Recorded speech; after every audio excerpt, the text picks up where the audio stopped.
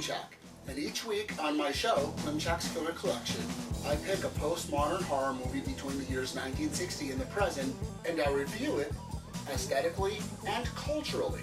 What I mean by culturally is this. If you watch a film from the 1950s, you get a glimpse of what the culture looked like, the Letterman jackets and the rolled up jeans and all that kind of stuff. Horror movies preserve the psyche of our cultures in an interesting way, and that's why horror movies matter.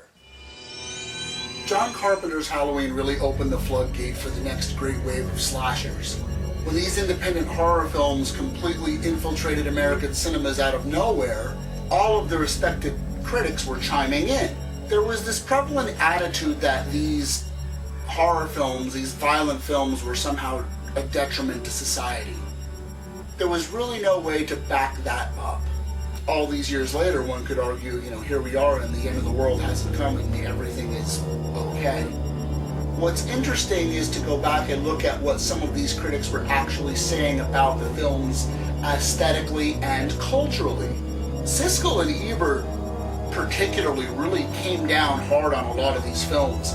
And in an attempt to save face, after giving Halloween a favorable review, they did a little special on horror films, where they basically denounced the more violent pictures. In other words, the more violence that was shown on screen, the less classy the picture.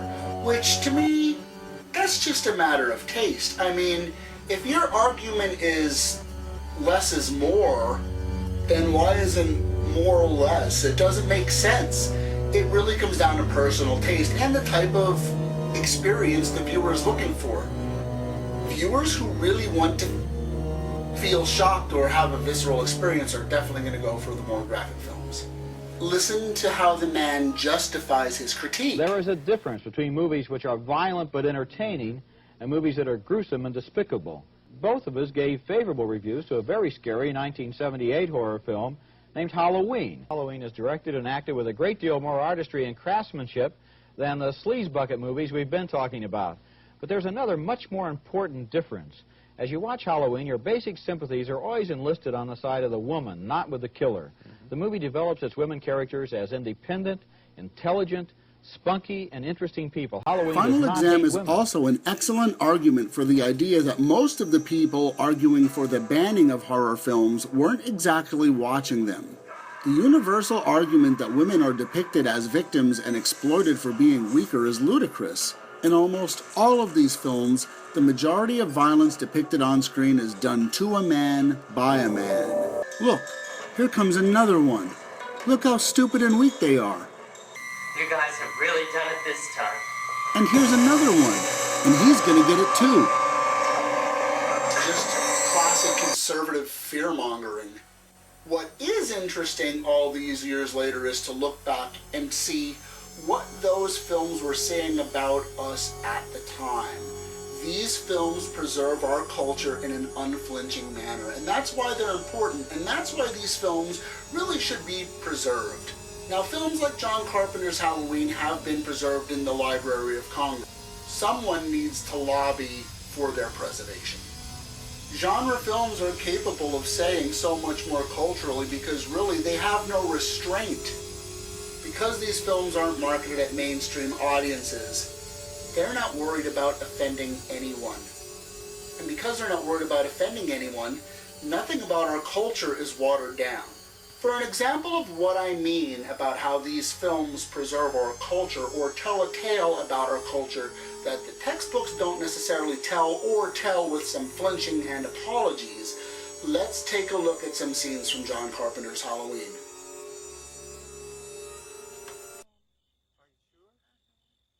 One of the most interesting scenes from Halloween to look at is the opening scene. This scene illustrates so many things that were culturally relevant at the time. Things like older siblings looking after the younger ones while mom and dad went out for an evening of entertainment. And things like teenagers exploring their sexuality when mom and dad weren't home. But the most interesting shot of the opening sequence is the final piece. Carpenter suddenly directs his actors to freeze, and he begins to pull back with the crane. And what we see is a very interesting portrait. Keep in mind, what's important here is the setting. It's October 1963. which means, in reality, in just 2 short months, JFK will be assassinated, and America is going to change forever. Take a close look at this portrait of this middle-class family in front of their middle-class home with their middle-class child. What is the one thing that's out of place?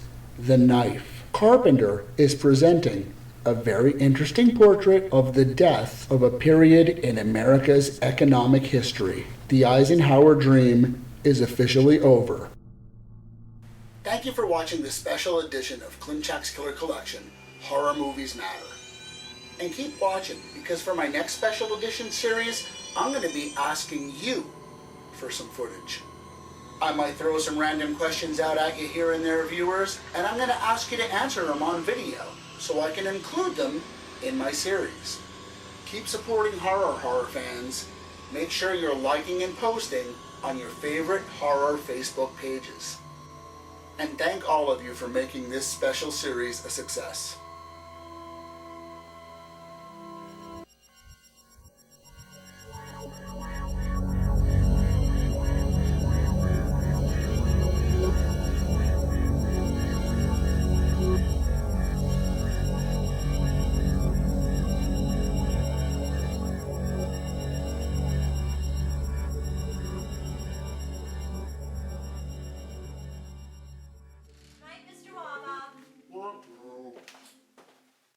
Do do do.